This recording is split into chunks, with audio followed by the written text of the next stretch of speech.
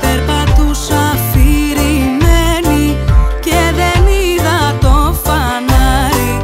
Είδα μόνο τρομαγμένη ένα Honda να φρενάρει. Πρόσεξε, θα σκοτωθείς, μου φωνάζει ο οδηγός. Και τι έγινε που ζεις, λέει μέσα μου ο Θεός. Και έμεινα αφηρημένη να κοιτάζω το φανάρι, να μου λέει ζωή σημαίνει ένα Honda που φρενάρει. Μέσα από το τζάμι κοιτούσα, παράξενα και απορούσα.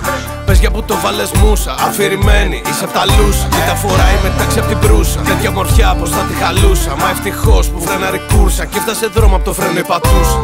Απ' τη δουλειά μου γυρνούσα, στο ράδιο είχα κάτι ούσα. Πάλι καλά που αν υπάρχει Θεός, είμαστε εμείς και έκανα ό,τι μπορούσα. Πάμε!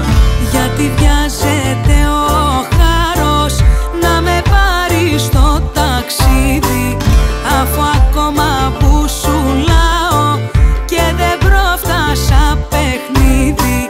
Μα ο ξένος οδηγός και τα ψυχα του φρένα, δεν μπορώ να το πιστέψω πως νοιάστηκανε για μένα.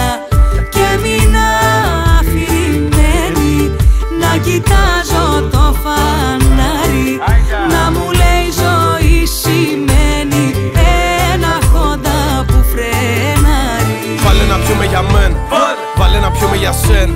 Περαστική, μα όχι βιαστική, βάλε να πιούμε για μας το φινάλε. Κάτσε μαζί στο τραπέζι, πείτε του χάρου να περιμένει.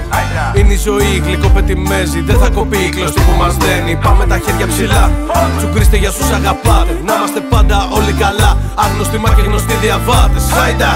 Απ' τα μάτια μου μπροστά βιαστικοί διαβάτες τρέχουν, δεν μου ρίχνουν μια